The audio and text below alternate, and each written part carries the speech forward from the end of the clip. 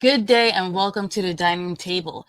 Texas has a right to defend itself, says Governor Abbott, as he holds a press conference with U.S. governors. Subscribe, like, and share. So, Texas Governor Greg Abbott has been talking about the issues regarding the border in Texas for a very long time. He said millions of people have come through the border. President Biden has refused to enforce immigration laws.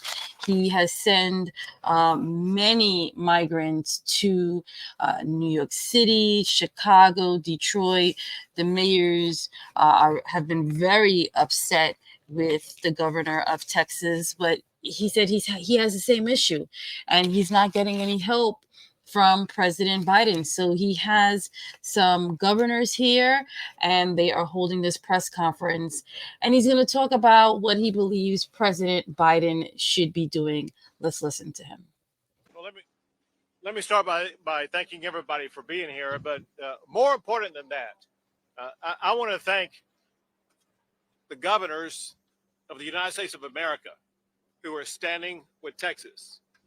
Half of the governors of the United States have joined with Texas in our cause to make sure states can do everything possible to secure our border.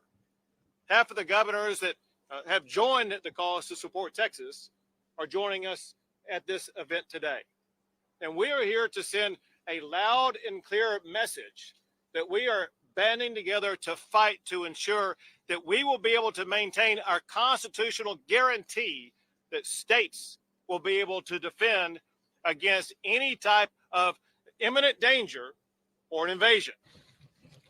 That has been threatened by Joe Biden and his abject refusal to enforce the immigration laws of the United States of America. The laws of the United States passed by Congress, they require the president to deny illegal entry.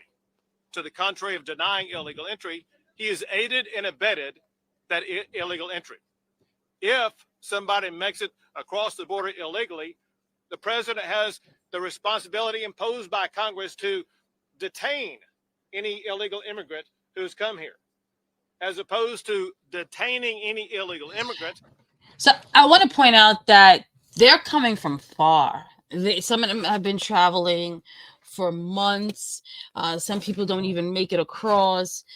You know, the wires they get killed. The animals, some drown. So it is really really dangerous for them to come across the sexual abuse. It's a lot, and then when they come here,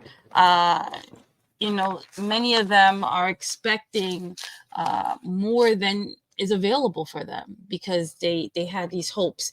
Now here he is going to go on to talk about the dangers that are just around when it comes to this migrant crisis not being handled. And I have some videos where the FBI talked about some of them with, terrorist groups from some of the United States enemy countries. You also have people who are criminals in their countries, and just not knowing, like, who's here, where are they, why they're here, what are they doing. The governor is going to give a couple examples. you know God forbid, someone could be planning an attack and coming in that way, and we have no knowledge or record of it. And then also, it's just not fair, when you travel as a U.S. citizen, you travel to another country, and to go to that country, or just even to come back to the United States, that you are a citizen of, the security you have to go through as a US citizen, and to see so many people just are able to just come in uh, through other means. It's alarming. So he's gonna talk about that, and definitely check out my other videos where FBI talks about the dangers as well. Biden instead has let them all loose across the entire country with no ability to accurately determine their whereabouts or what they may be doing. Because of this, we've seen the catastrophic consequences of Joe Biden's open border policies. Over the tenure of Joe Biden, we've had 3 Houstons cross the border illegally, all-time records. And we see the dangers every single day. Just to recount a few that happened just this past year. The Texas Department of Public Safety, they arrested an MS-13 gang member who was on the terrorist watch list. Know this, there are people on the terrorist watch list that are apprehended all the time coming across the border. These are people who pay extra money not to be caught. The United States of America and the president do not know how many people have crossed the border illegally who are on the terrorist watch list and have never been seen. That's not good. That's not good at all. They do not know the imminent dangers that we may be facing. Another example is, once again, the Texas Department of Public Safety. They arrested somebody who came across the border illegally who had served in the army, in the military, for Iran. Why is this person here? Why were they trying to sneak in illegally? What were they going to try to do? We were fortunate to be able to apprehend him.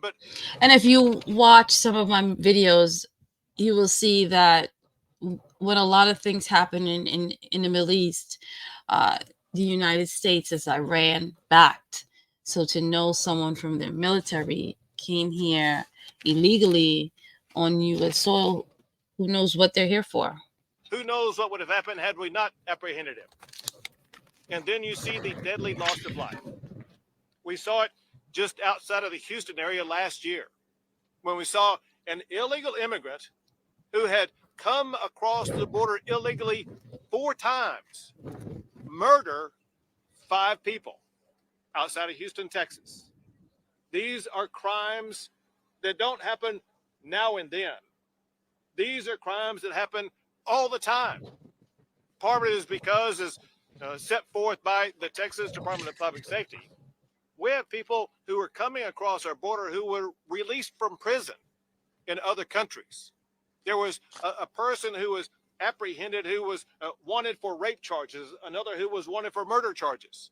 There's extraordinary danger, imminent danger, crossing our border all the time. And of course, Americans are not going to soon forget what they.